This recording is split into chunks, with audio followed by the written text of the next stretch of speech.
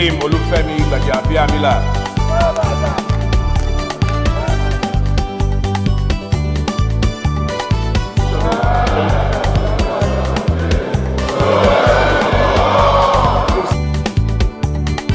God bless you all.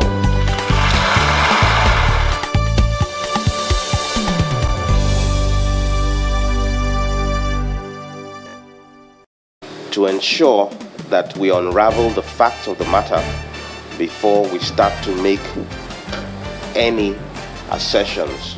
House flags off investigative hearing into alleged loss of over $2.4 billion revenue from sale of crude oil in 2015. The House do receive report on Committee on Appropriations for Bill for an Act to authorize the issuance of Consolidated Revenue Fund.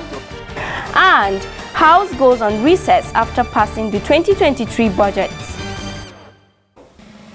You are welcome to another interesting package of the program House Ticket, the program that educates and enlightens you on the activities of the House of Representatives, Federal Republic of Nigeria. I am Dehelia Mamza, your anchor. This first episode of the program for the year focuses on the final passage of the 2023 Appropriation Bill by the House of Representatives, a feat which was achieved after nearly 3 months of consideration. The budget was eventually passed on Wednesday, 28 December 2022. Alongside the budget, the House also considered and passed the Finance Bill, which will aid budget implementation. Reports of these landmark happenings make up House Ticket this week. Please stay tuned as the full details comes shortly. The entire purpose of the legislative agenda is to direct our legislative resources and efforts in a coordinated effort to ensure the well-being of the individual in a life of safety and freedom. That is a high ambition, but it's well worth the effort. We have passed landmark legislation to fix our oil and gas industry, reform the police, and reorganize the corporate administration system in our country. We have considered and passed meaningful legislation that impacts all areas of our national life.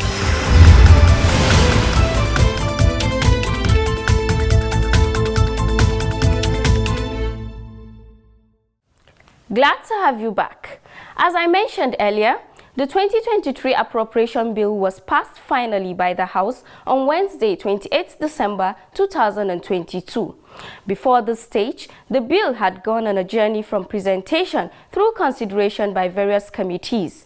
In our first report on the program, we shall review the journey of the 2023 appropriation in the House of Representatives. Don't go away. Distinguished senators and honorable members. The 2022 budget estimates were presented before a joint sitting of the National Assembly on Friday, 7th of October 2022. The proposed 24.15 trillion naira 2023 expenditure comprises A, statutory transfers of 744.1 billion naira, B, non-debt recurrent costs of 8.27 trillion naira, C, personal costs of 4.9 trillion naira, D, pensions, gratuities, and retirees' benefits of 854.8 billion naira, E, overheads of 1.1 trillion naira, F, capital expenditure of 5.35 trillion naira, including the capital component of statutory transfers. The budget was titled Budget of Fiscal Consolidation and Transition. The President, Muhammadu Buhari, during the presentation highlighted the parameters on which the budget was predicated, as well as challenges confronting implementation. The budget focused on critical measures to reduce the cost of governance and discontinuation of fuel subsidy in the year 2023, improving the collection efficacy of finding new ways to generate revenue, confronting the issue of petrol subsidy, implementing programs to support vulnerable members of the society, focusing on the efficiency of utilization of the country's limited resources, and enforcing the legal provision and other prudential guidelines imposed on GOEs during the consideration of the budget proposals. And human capital development are the priorities we have pursued. Speaking on that day, Speaker of the House of Representatives Femi Gbajabiamila said that the 2023 budget will be a budget of consolidation as it offers the best opportunity to ensure that ongoing projects across the country are completed before the end of the current administration. Of course, government is a continuum, and it will fall to our successors in office to continue the development initiatives of this administration and see them to completion. However, though governance continues despite government changes, priorities may not remain the same. As such, we must endeavor to see to it that the priorities and projects we have prioritized are adequately funded and fully implemented as we continue to do the work we have been elected to do until the last moment of our tenure. Following the presentation of the budget, the 2023 Appropriation Bill came up for second reading in the House of Representatives. The general principles of the 2023 budget were presented by the House Leader, Representative Al-Hassan Adu Dogua. Mr. Speaker, according to Mr. President, this is a budget, he said, a budget of sustainability and transition. Of course, it's a budget of transition because Mr. President has laid before this chamber the last appropriation bill which he should lay in his tenure. So I want to believe we must look at those key areas, especially in the area of consolidation of the ongoing projects. Most of these projects, Mr. Speaker, honorable members, you can agree with me, are the legacy projects of the Buhari administration. And the Buhari administration legacies are called his signature projects. And by extension, they are also legacy projects that we should all be proud of as an institution. Lawmakers commented on the high recurrent expenditure, high debt profile, debt servicing, fuel subsidy, as well as the proposed benchmarks, while urging relevant committees of the House to make adjustments where necessary to make the budget implementable. There is one salient issue that we have not been addressing as a parliament with the national budget. That is the personnel cost. Mr. Speaker, let me call the attention of the committee chairman that every MDA, they have a surplus under personnel cost, and it is now being investigated by the ICPC. So we must focus our attention on the issue of this personnel cost. There are a lot of things that are going wrong with the personnel cost because we overlook the issue of personnel cost during our budget process. I think this is the time now that we should look at the issue, we should scrutinize this personnel cost because a lot of shenanigans is going on in the MDAs with respect to personnel cost.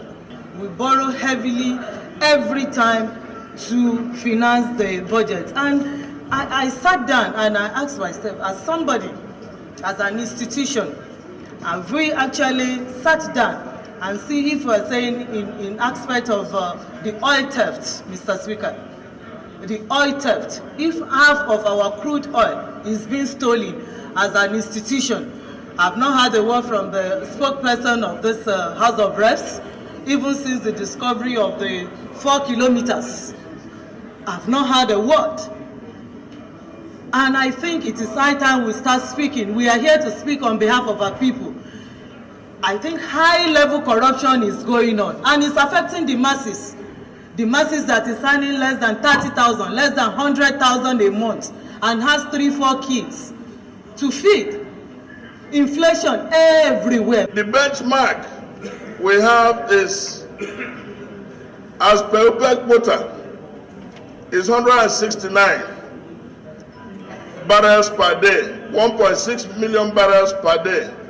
Today, what we have set out to do is less than 1.8 that we should be doing. Unfortunately, the insecurity situation in the Niger Delta, the level of debt, and the haste that is going on in the oil industry has made this impossible. Our debt to GDP ratio is still within the sustainable bound because it is 40%, while the international threshold or international standard for debt to GDP ratio is 55%. Our own now stands at 40%. So for me, it's a time to give kudos to this government, because without implementation of budget, no matter how much you talk about it, no matter the indices you present, it will not go to any issue. And of course, in the 7th Assembly, we asked one minister, we do not want to understand that the indices are showing up, that things are improving. We want to understand how it affects us from our constituency levels. Because when you pass budget and you do not see anything on ground in where the place you represent, it's very disheartening. You will hear billions, and then you cannot see 1 kilometer meter road in your own area. And today, sir, in my constituency, this government have done well in implementation of budgets. I'm not sure, since I was seated here, I heard people talking about the inclusion of climate change in this budget. The part of this budget that recognize efforts towards environmental security is not a thing to be ignored. It is a thing that we must pay attention to. And everything that we budgeted for must have an element of it that talks about the protection of the environment, climate change. It is very, very important, because it is when you have a secure environment that every other projection that you've made will be able to work perfectly well. So I urge the House to look out for that in all of the presentations that will be made before the subcommittees. The 2022 Appropriation Bill passed second reading on the 13th of October 2022, after which it was committed to the Appropriation Committee. Capital expenditure. During the budget defense, various committees of the House met with ministries, departments, and agencies to fine-tune the performance of the 2021 budget and go through the proposals for the 2022 budget. Abide by the provisions of the 2023 budget. One recurring decimal during the defense was the request for increased appropriations by ministries, as they cited low allocations to meet their demands. The number of by-elections we are required to conduct, which are so unpredictable. The number of off-cycle governorship elections, they are known, but the parameters keep changing. And then the number of registered voters, which is the basis for planning, also changes. Whatever we do is on the basis of the number of registered voters. The lawmakers, on their part, harped on increased IGR and accountability of funds by revenue-generating agencies. We have seen the determination of the lieutenants of Mr. President, particularly the Minister for Finance, the DG Budget Office, to undermine Mr. President in his determination to wage war against corruption in the land. Otherwise, why would you allocate several billions to auxiliary institutions and you are giving 62 million naira to the Office of Auditor General of the Federation to fund capital? A constitutional office. They have to go cap in hand to beg for workers. They are understaffed, they are undermined. They cannot conduct performance audits. With all of this done, the House received the report of the Committee on Appropriation, chaired by Representative Aliu Betara, on Wednesday, the 28th of December 2022.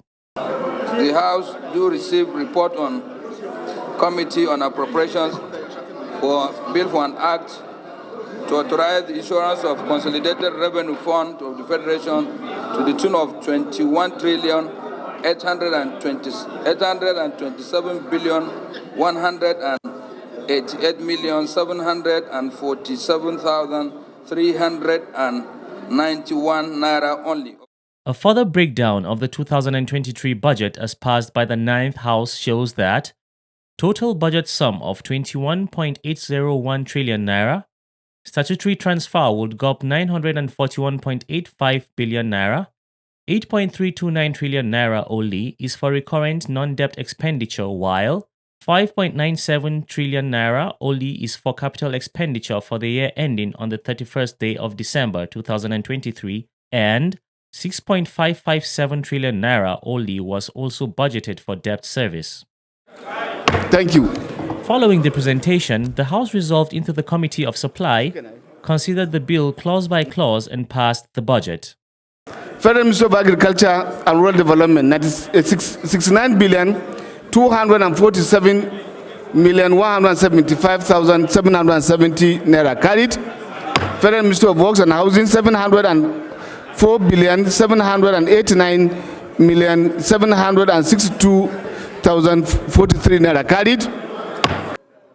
Still on budget, the House also passed the President's 2022 supplementary budget request of 819.536 billion naira forwarded to the National Assembly by President Buhari on Wednesday, the 21st of December 2022, to address ecological challenges and devastation caused by flooding on farmlands and roads infrastructure.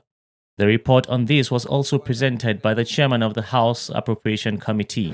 Fundamentally, the bill seeks to, among other things, make available additional funds to cushion the effects of 2022 flood on the road infrastructure, agriculture, water, and completion of some ongoing critical projects that has achieved 85% completion. Considering the fact that the committee was mandated to report on the bill the next legislative day, it should be noted that supplementary bill will be financed through additional domestic borrowings, which will raise the 2022 to 8.17 trillion only, and a deficit GDP to 4.43%. The Joint Committee sat and acted on the bill as mandated by the House. The committee observed the following: the effects of the 2022 flood across the country and its attendant consequences on the roads, bridges, farmlands, and water sector necessitated the supplementary appropriation bill. The breakdown of this supplementary budget shows that the money will be shared amongst MDAs as follows: Federal Ministry of Agriculture and Rural Development, 69 billion naira; Federal Ministry of Works and Housing, 712 billion naira; Ministry of Federal Capital Territory, 30 billion naira, as well as Federal Ministry of Water Resources, 15.5 billion naira. This report was also considered by the Committee of Supply and passed by the House. What should not have been done? That point is not lost, but...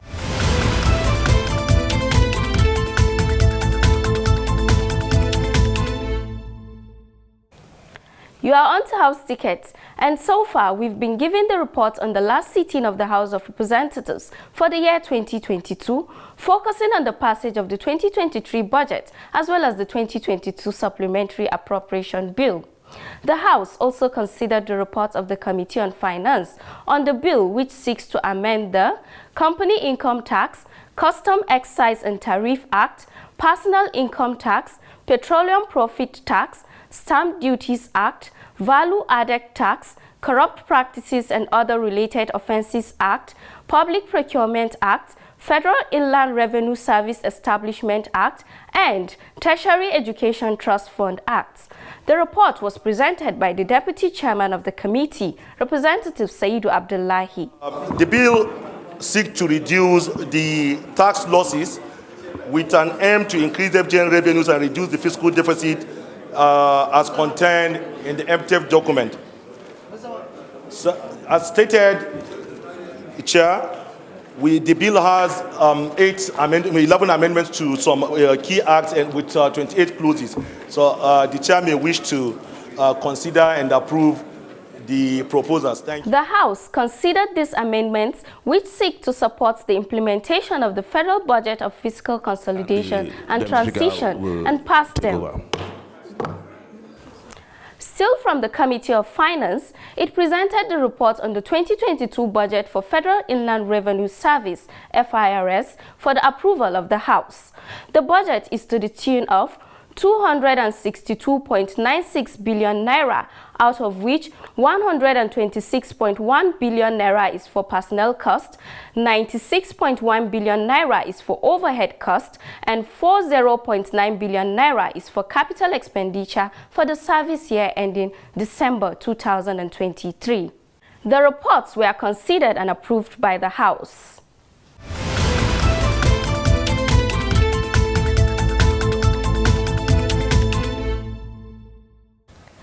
You are still watching the program House Tickets. Meanwhile, the House of Representatives on Thursday, 29th December 2022, flagged off the investigative hearing into the alleged loss of over $2.4 billion revenue accrued from the illegal sale of 48 million barrels of crude oil export in 2015, as well as crude oil export from 2014 till date. Let's take details of this in our next report, compiled and presented from our studio. Keep watching.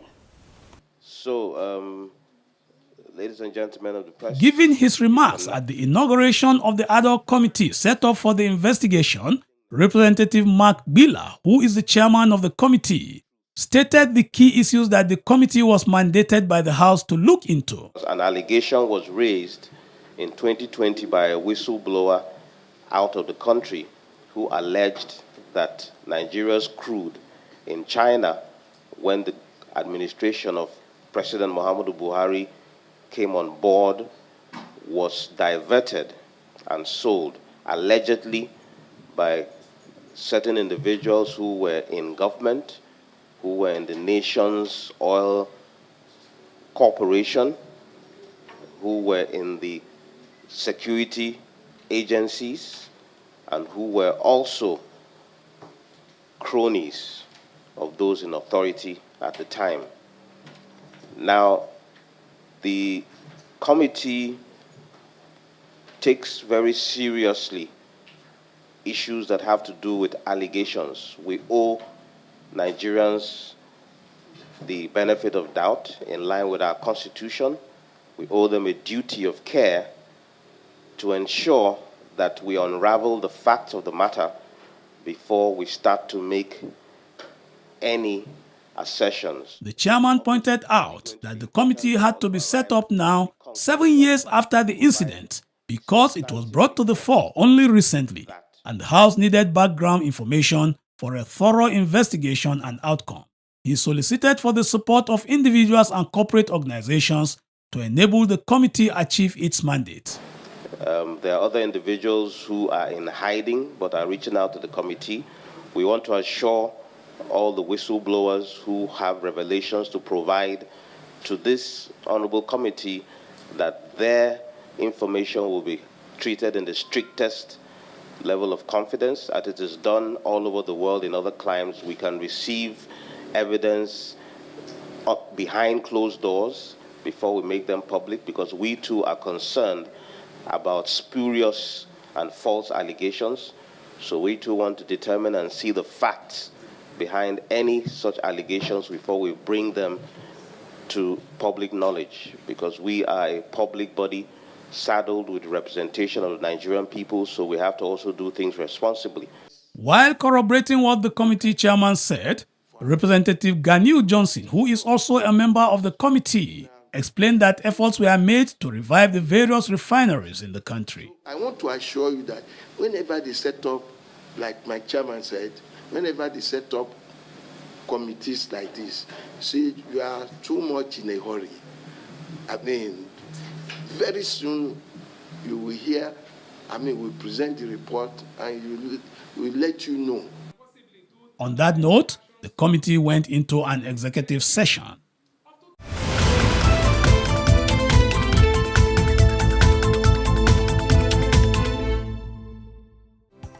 This is where we sign off on this episode of House Ticket for the week and for the year 2022. We urge you to follow the program on our social media platforms on display, and don't forget to send in your feedback through questions, comments and observations on the workings of the legislature.